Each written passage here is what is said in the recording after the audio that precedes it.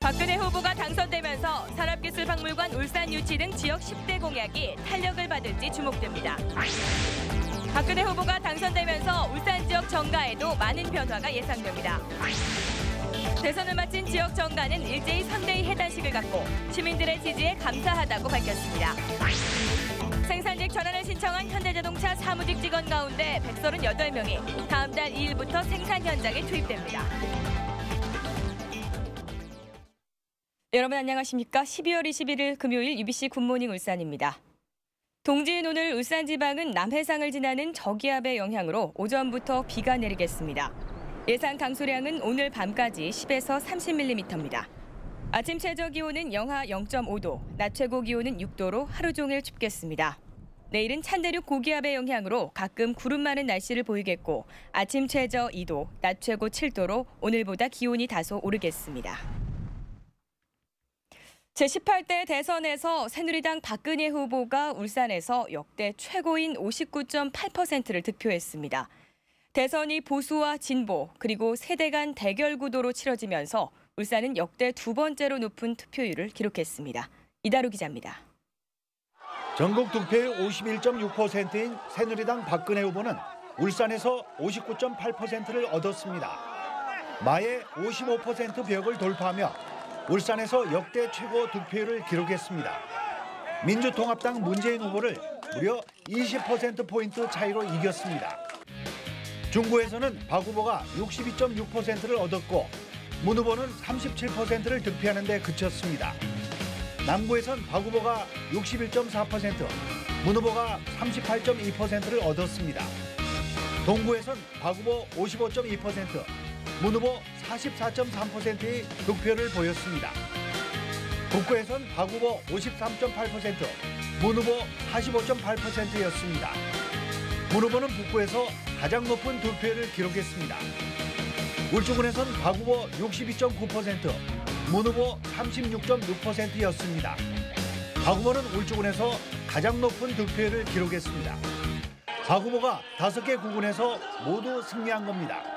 새누리당에서는 지역 현안을 들어줌으로써 공약으로 들어줌으로써 지역 민심을 자극할 수 있었고 거기에 비해서 민주당은 이 지역에 대한 구체적인 공약이나 또는 민심을 자극할 수 있는 어떤 전략이 부재했기 때문에 이번 대선이 보수와 진보 그리고 세대 간 대결 구도로 치러지면서 울산 지역 투표율은 78.5%를 기록했습니다.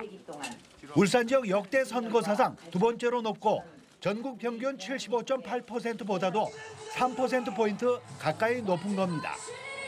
UBC 뉴스 이다루입니다. 대선을 마친 지역 정가는 일제히 기자회견을 갖고 시민들의 지지에 감사한다고 밝혔습니다. 각 당의 선대위 해단식 표정을 김익현 기자가 보도합니다. 새누리당 울산시당은 60%에 이르는 울산 시민들의 높은 지지에 감사한다고 밝혔습니다. 이 같은 지지율은 5년 전 이명박 후보의 54%를 뛰어넘는 울산 지역 역대 최고 득표율입니다. 새누리당 울산시당은 선거 결과에 무거운 책임감을 느낀다며 한껏 몸을 낮췄습니다. 우리 지역에서 국민과 우리 지역 시민과 한 약속을 우리 모두 힘을 모아서 반드시 실천해서 민주통합당 울산시당의 해단식은 다소 무거운 분위기 속에 치러졌습니다. 하지만 10년 전 노무현 후보의 울산 득표율 35.3%를 넘어 40%에 이르는 지지를 이끌어낸 만큼 절망 속에서 희망을 찾았다며 새로운 출발을 다짐했습니다. 절망의 끝에서 희망이 샘솟는다 생각을 합니다. 우리는 지금부터 5년 뒤를 그리고 10년을 생각하면서 지난 총선 싹쓸이에 이어 대선까지 승리한 새누리당은 울산에서 당분간 독주를 이어갈 전망입니다. 민주통합당도 울산에서 높은 지지율을 얻어 제1야당의 체면을 세웠지만 이정희 후보가 중도 사퇴한 통합진보당은 지역 내 입지가 더욱 좁아질 전망입니다. UBC 뉴스 김익현입니다. 박근혜 당선인은 울산 유세에서 모두 10가지 공약을 내놨습니다. 산업기술박물관 울산 유치 등 굵직굵직한 지역 현안이 급물살을 탈지 주목됩니다. 이정환 기자입니다.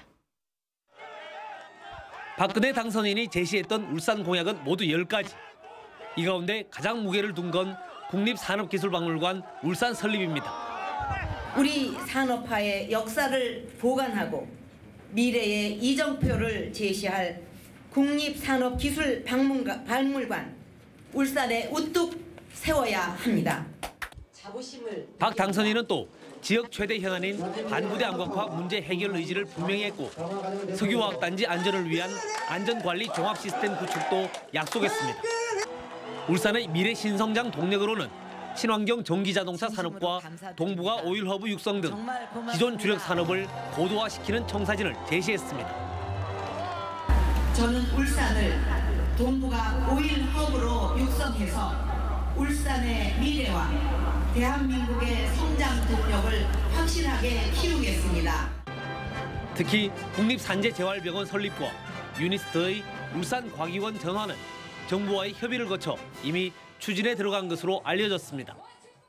박근혜 당선인의 울산 지역 공약들이 하나하나 달성되면 울산은 머지않아 산업 수도를 넘어 글로벌 산업 도시로 도약하게 될 것으로 기대됩니다.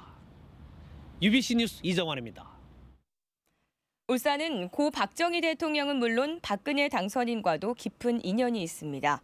새 정부 출범을 계기로 지역 정치인들의 위상도 새롭게 주목받을 전망입니다. 선우석 기자입니다. 1974년에 현대중공업이 제작한 첫 선박인 아틀란틱 베로노의 명명식. 당시 20대 초반이었던 박근혜 당선인은 박정희 대통령 부부와 함께 울산을 찾아 대한민국 경제 기적의 출발을 지켜봤습니다. 지난 3월 울산을 방문한 박근혜 당선인은 38년 전의 기억을 떠올렸습니다. 발전 이기까지 수많은 분들의 땀이 어린, 눈물이 어린 그런 과정이 있었는데 과정들을 꾸준하게 도전을 해주셔서 반갑고 감사하게 생각을 합니다. 고 박정희 대통령의 최대역적인 경제 발전을 견인한 산업수도 울산인 만큼 박근혜 당선인과도 뗄래야 뗄 수 없는 관계에 있습니다. 이 때문에 박근혜 후보의 당선으로 울산의 경제적 위상은 물론 정치적 위상도 새롭게 조명받게 될 전망입니다.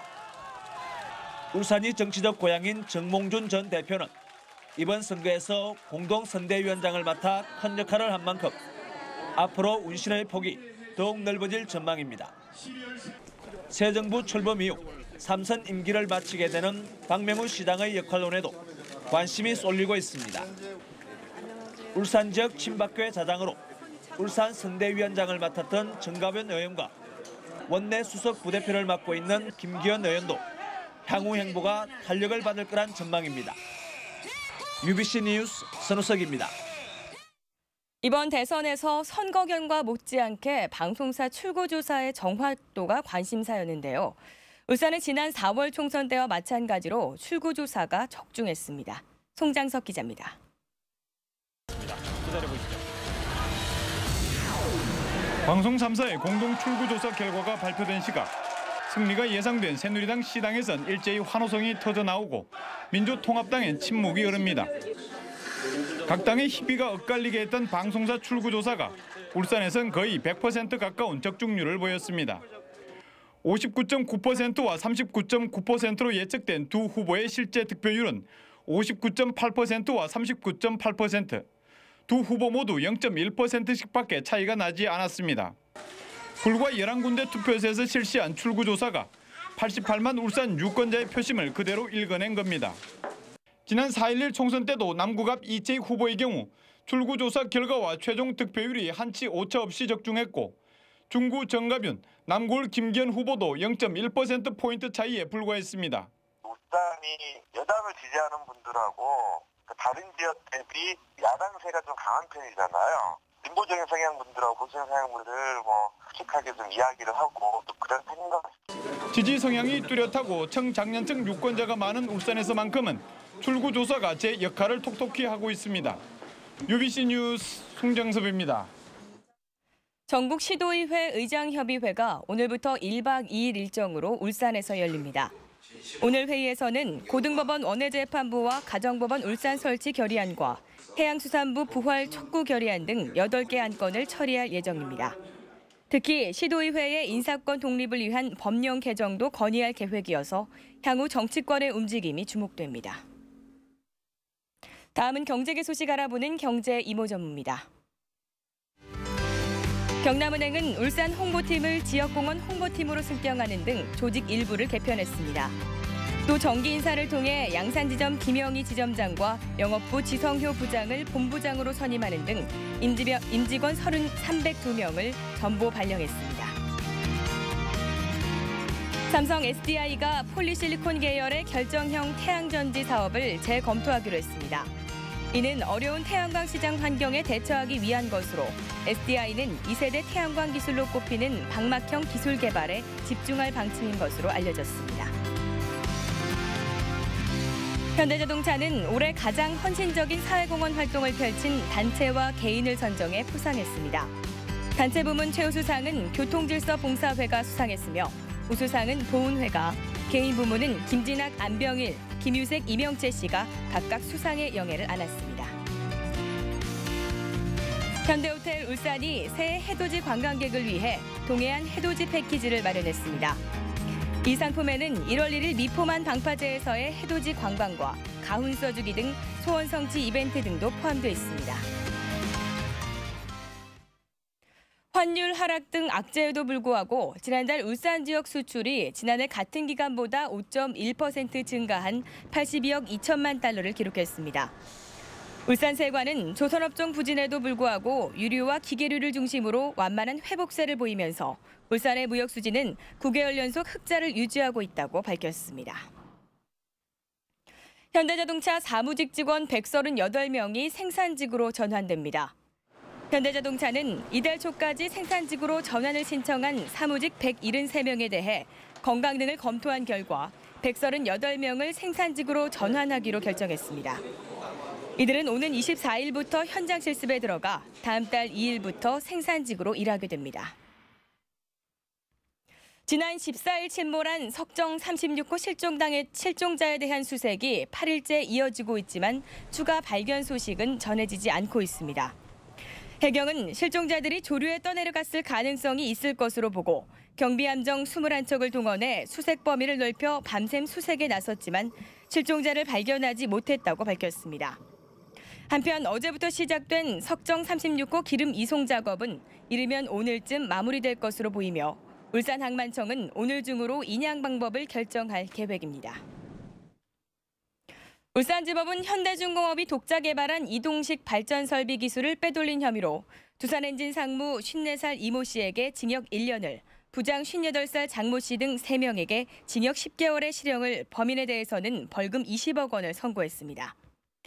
이들은 지난 2008년 2월부터 1년여 동안 현대중공업 협력업체 대표들을 찾아가 현대중공업의 설계 도면과 영업망 등을 넘겨받아 사용한 혐의로 기소됐습니다. 울산지법은 화력발전소 납품업체로 등록하기 위해 미국 업체의 증명서를 위조하고 경쟁업체의 입찰가를 빼내기 위해 3억 원을 준 모 플랜트 업체 부사장 37살 장모 씨와 차장 28살 박모 씨를 구속 기소했습니다. 또 단기 수익을 과대 계상해 투자금 500억 원을 챙기고 허위 재무제표를 공시한 회사 대표 72살 장모 씨를 불구속 기소했습니다. 검찰은 이와 함께 납품업체 대표로부터 편의 제공 명목으로 1,650만 원을 받아 챙긴 한전자회사 52살 윤모 과장과 금품을 제공한 업체 대표 54살 안모 씨를 배임수재와 증제 혐의로 불구속 기소했습니다.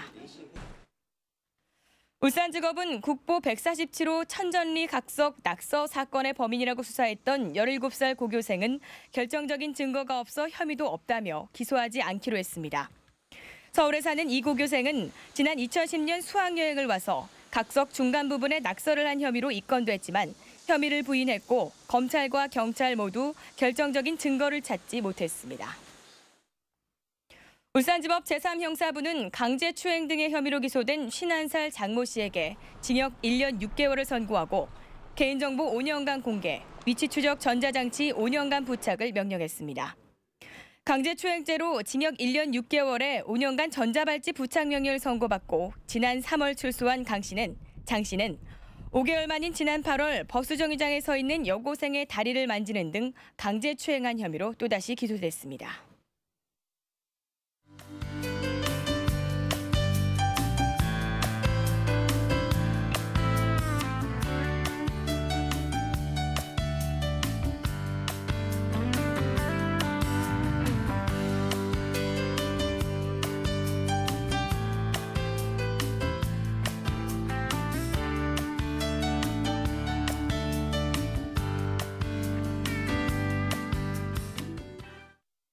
이상으로 UBC 굿모닝 울산을 마칩니다. 고맙습니다.